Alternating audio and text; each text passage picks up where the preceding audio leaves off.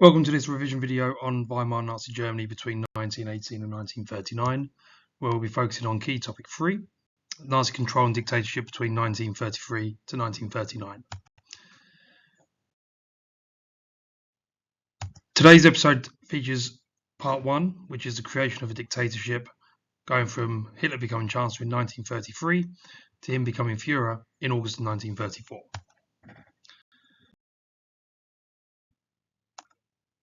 So in terms of what the specification says, what we'll be looking at today would be the Reichstag fire and the Enabling Act, and the impact of the Enabling Act, for example, the banning of other political parties and trade unions, and also looking at the internal threats to Hitler from Rome and the SA, and the Night of the Long Knives, along with the death of von Hindenburg, and Hitler becoming Fuhrer with the army taking an oath of allegiance to Hitler.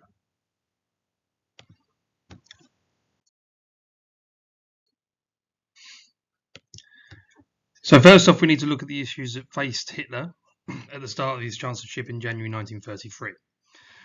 So whilst he had large support from both the public and within the Reichstag, he didn't actually have a majority within the Reichstag itself, although he was the largest party at the time. There was still large support for the Communist Party, with them being the third largest group within the Reichstag itself. The other issue is that he could be sacked by Hindenburg at any time. This was one of the key powers of the president, in that he was able to appoint and also to fire the Chancellor.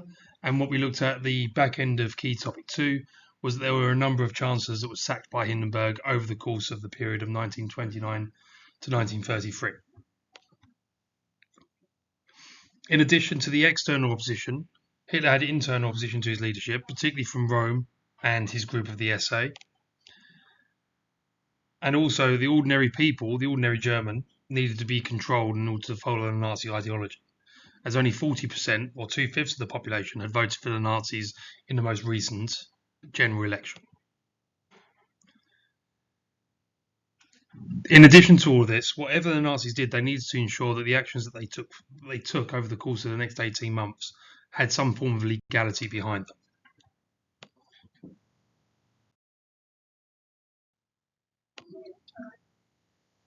So Hitler became Chancellor on the 31st of January 1933, and a little under 4 weeks after that was the Reichstag fire.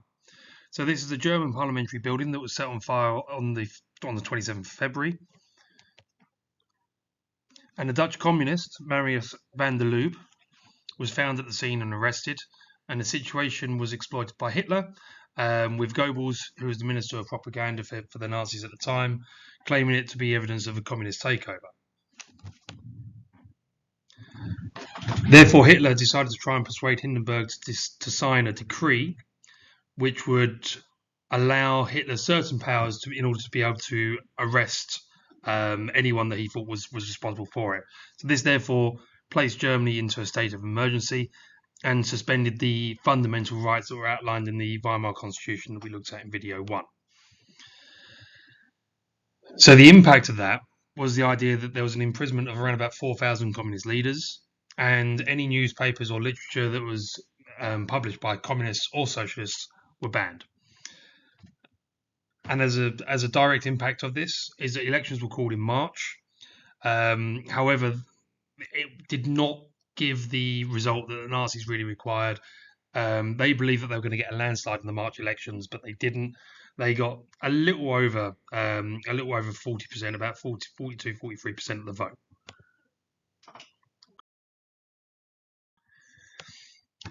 So let's move on to the Enabling Act, which happened in the March after the election.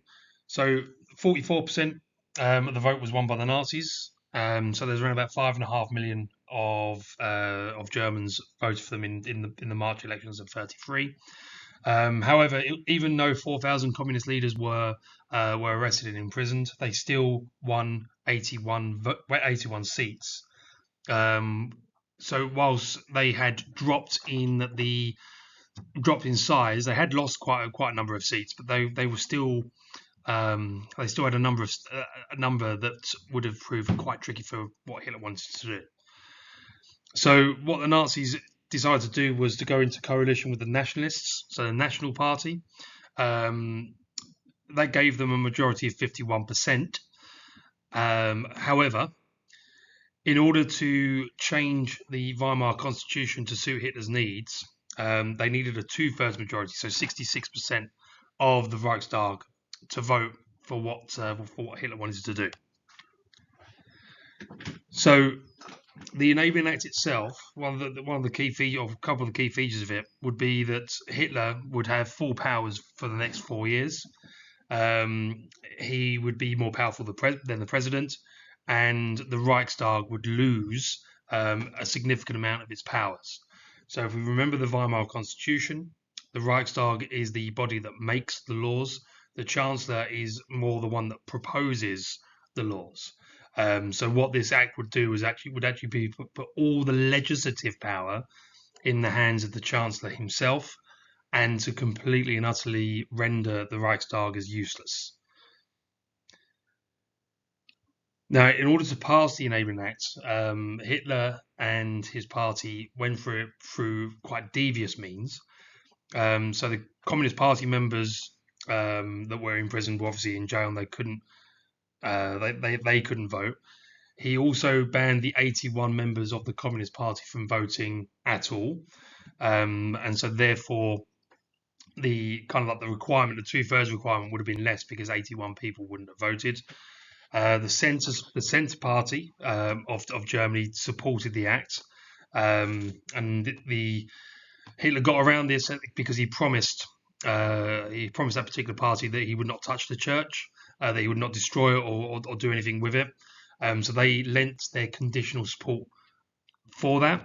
When you look a little bit further on in video 3 of this particular section, what you'll find is Hitler didn't really keep that promise. And in addition to that, those that did vote, those that weren't part of the National Party, part of the Nazi National Socialist Party, basically any others, they were intimidated by the SA.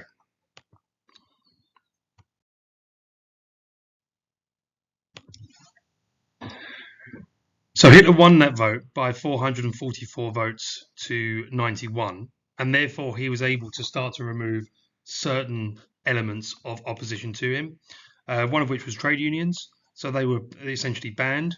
Hitler essentially made this action legitimate by stating that there was basically going to be a new trade union that was going to be set up, what was going to be called a national community, and therefore trade unions weren't needed anymore. So therefore, the National Labour Front, or the DAF, was set up as a replacement for trade unions, and they would therefore decide the wages of the workers.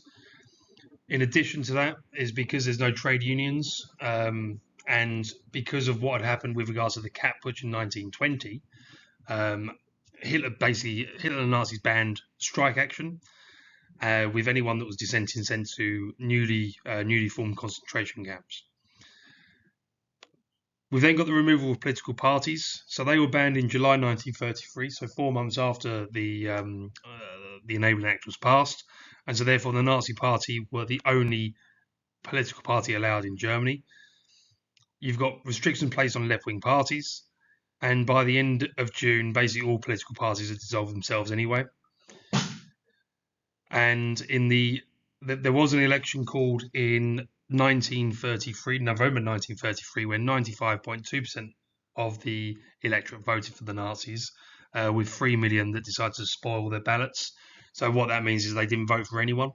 So it's quite an interesting one to look at here, is you've now got 95% of people voting for the Nazis.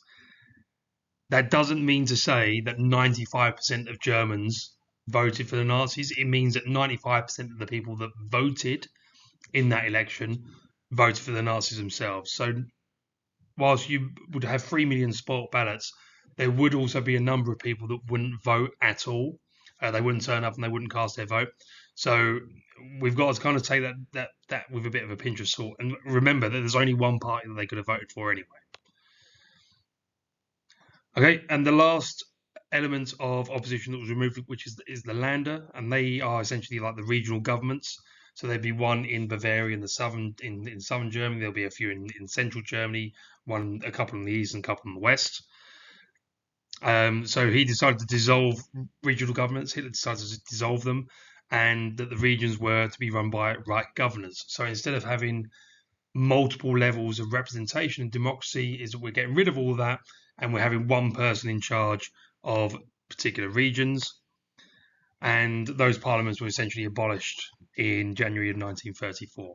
So we've only just entered into 1934, and we've removed the Reichstag, we've removed trade unions, we've removed political parties, and we've removed regional governments as well.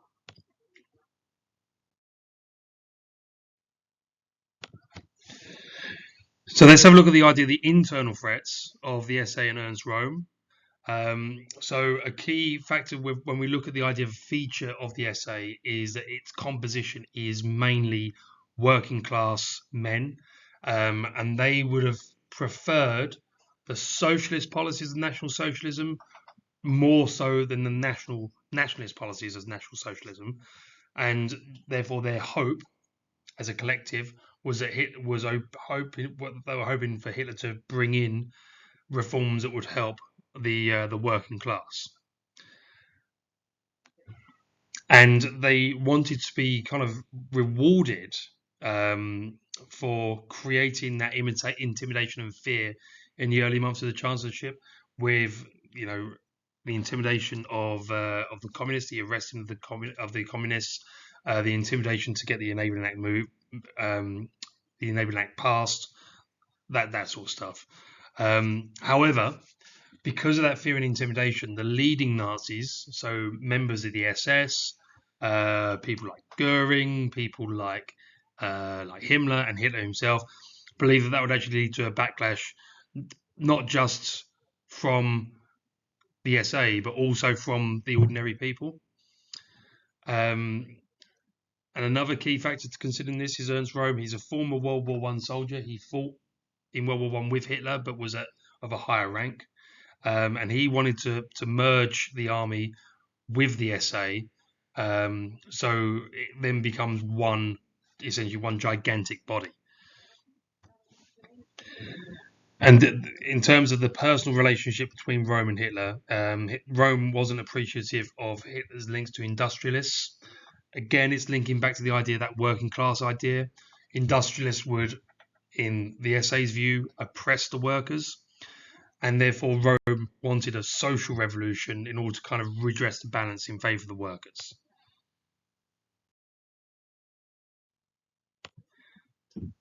So that therefore leads us nicely onto the Night of the Long Knives. So that happened in June 1934.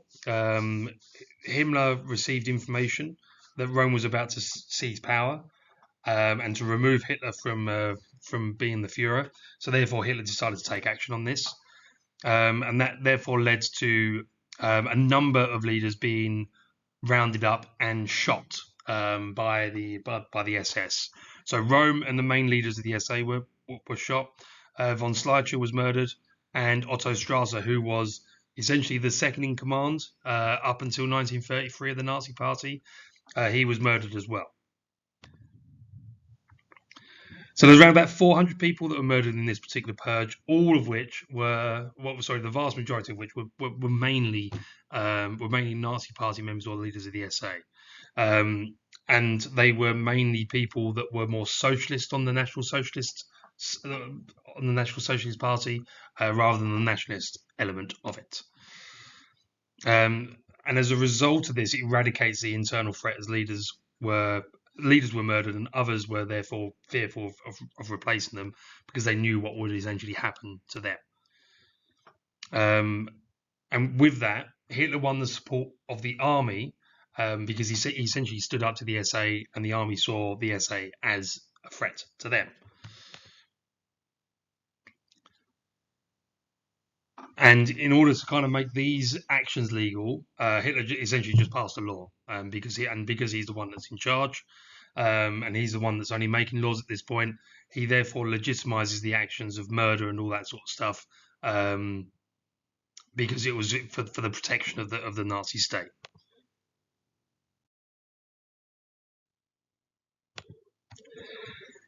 So now we come to the August of 1934, and there's two key elements of Hitler becoming Fuhrer, so the overall leader of Germany. So you got the death of Hindenburg, where Hindenburg dies of natural causes in August 1934. And as a result of that, it is under the Weimar Constitution that if the president dies in office, the Chancellor holds the title of Chancellor and President until such time a election is held. However, Hitler had banned all elections anyway, and so therefore he decided to hold what's called a referendum or a plebiscite. It's essentially a yes/no vote on whether or not Hitler should be the Fuhrer of Germany, and 90% of the people agreed with those actions. And then we've got the last thing, which is the army oath. So army officers didn't like the SA or its actions, as we mentioned before. But with the SA kind of rudderless, army leaders decided to offer their support for Hitler, and therefore soldiers decided. The army oath was changed by Hitler so that soldiers would pledge their allegiance directly to Hitler as a person, rather than to an institution like the country or something religious like God.